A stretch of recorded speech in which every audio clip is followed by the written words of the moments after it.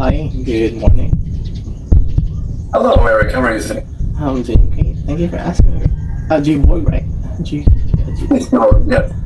Yes, thank you for applying for this position. I looked at your resume. Thank you for submitting all the files I asked for. By the way, I liked how you did that. Yeah, so I wanted to take this time to ask you a few questions about your background and also tell you about this job a little bit because I put a lot of details there about the tasks, but I didn't really explain how it all connects together.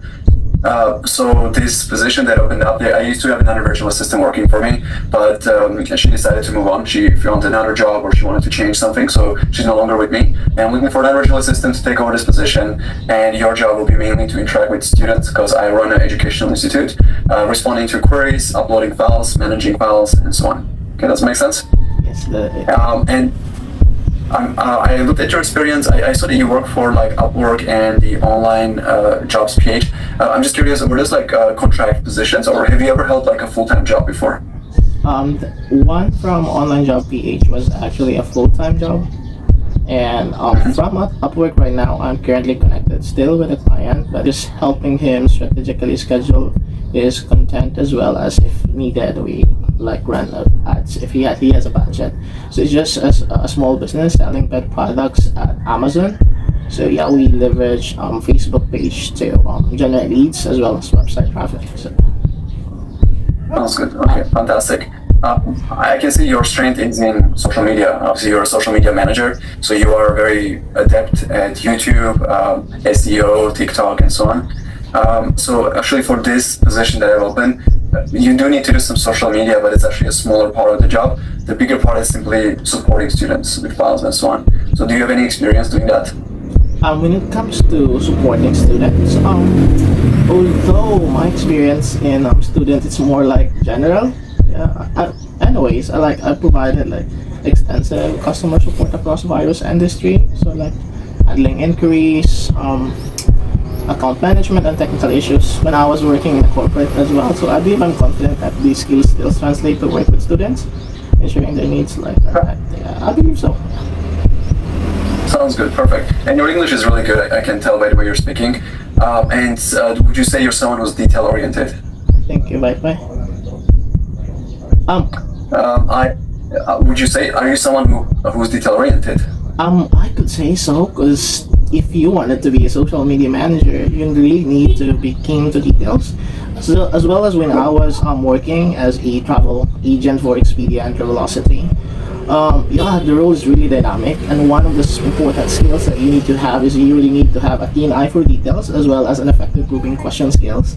Because knowing if you make mistake when it comes to travel arrangement, oh my god, that will cost a lot of money. Yeah, I believe so. Yeah, I believe you. I'm a big time traveler myself, so I would be upset if I got the wrong ticket or wrong seat in a flight. I'm sure your clients will be very upset. Exactly. No, Eric, Yeah, please. I just sent you a quick email. It's a screenshot. I sent you to your Gmail address a screenshot of like a sample email from a support representative. It's like a generic one. I wanted to give you a little bit of an exercise to see how well you perform. This email that you will receive has some typos and errors. There's many of them. I would like you to take about a minute, just read it, be patient, don't rush, and just try to identify as many typos as possible. Does it make sense? Yes, it does. You mean typo errors, right? Yeah, if there's any grammatical errors, if there's any spelling errors, and so on, I would like you to identify those. You can write them down somewhere, or if you remember them, it's okay, just remember them. I will mute myself, I'll let you do it, and then after about a minute, I'll just ask you to tell me what errors did you find. Okay.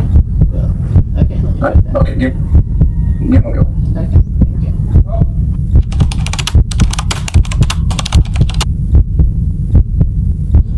Okay. Okay.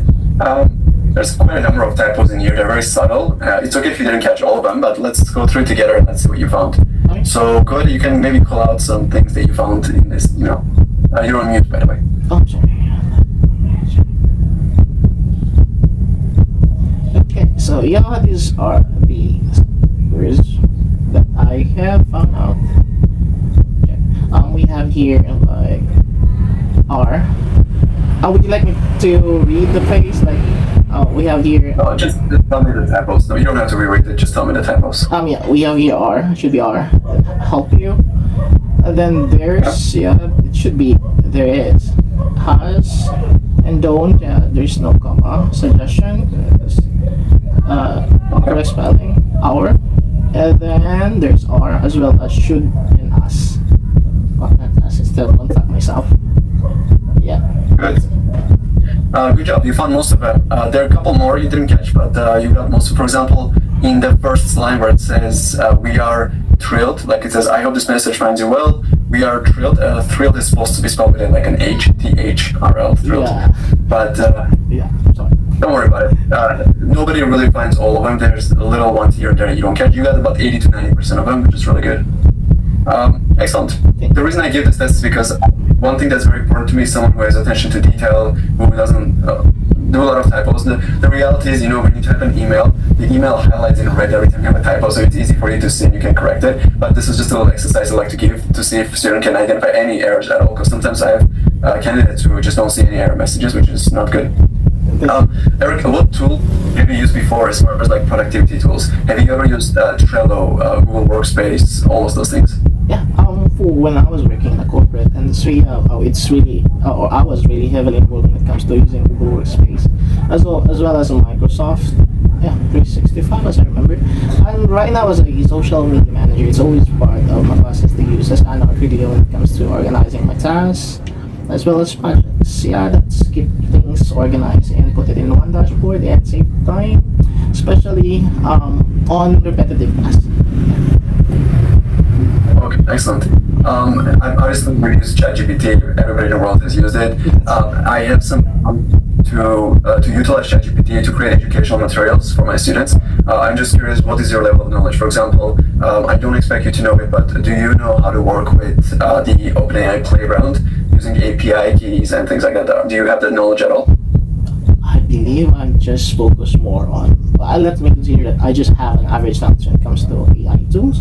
As you mentioned, like ChatGPT, Perplexity, just the understanding on how they can be used for tasks like such generating ideas and automating responses. And yeah, I believe these tools, it's helpful when it comes to responding, like as you mentioned, student inquiries as well as creating content strategy, but not yet on the part where I can use their plugins because I know it's not for free.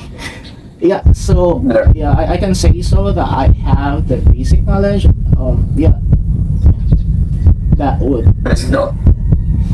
That's okay. Yeah, that's all I need. I was just curious. It's not really required for this job, but I just wanted to know it. And I've another question for you is, what do you know about my company? I know I didn't tell you much. I just gave you like my email address, but did you have a chance to look into my website? Do you know anything about my company or the Canadian educational market at all? Yes, I have checked your website. So one thing I've noticed, you're not that active when it comes to your social media accounts. And yeah, it seems you're not let's say envisioning your social media and contributing your growth into your website. So I've seen as well that it's more on that you offer like I'm really not that sure about the specific terms like PEP and CFE exam coaching. I'm sorry, but I'm really not familiar with that. And yeah, it's more about pre courses that helps candidates and companies to succeed. So you and I've checked there. You have templates as well. You also have like typing speed. Yeah, it's typing speeds on your website. Yeah, you've got a groups as well. I'm seeing that you have over 7,000 members. I believe those are students. Is that your primary tools or to get or generate leads? It's actually YouTube. YouTube is by far my number one.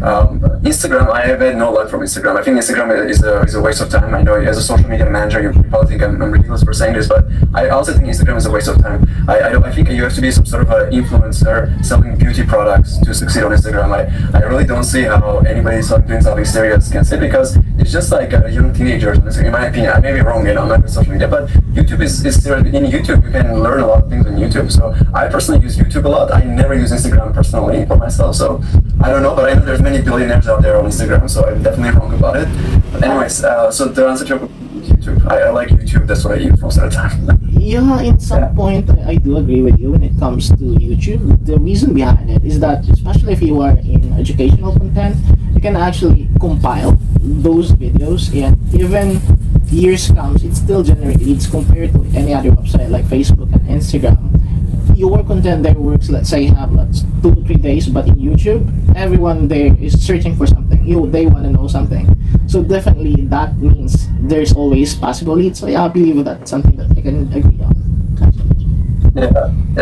That's what I've been on. But I think, anyways, it depends on the audience, right? You have to know your audience and just produce content for them. Yeah, excellent. Yeah, I really like your answer. I like how you explained my program. By the way, the Canadian CPA means Chartered Professional Accountant. It's like designated accountant. Our market has a lot of terminology, like the PEG, CFP, all those things. I don't expect you to know it. Actually, nobody knows it in the world except people who are in this program. So in this role, I will give you lots of training. I have a lot of training available. I will mentor you and teach you all the concepts. The only thing I ask is that you take detailed notes and you stay organized so that you are gathering information and applying to what you know. Okay. Are you okay working Pacific time zone? Is that fine for you? It's probably going to be nighttime for you. Is that okay? Definitely that's something that will work for me. Working in a BPO industry for over 7 years. Yeah, we used to working at night. And so what is BPO? What does that mean? Business processing office. So it's like a call center.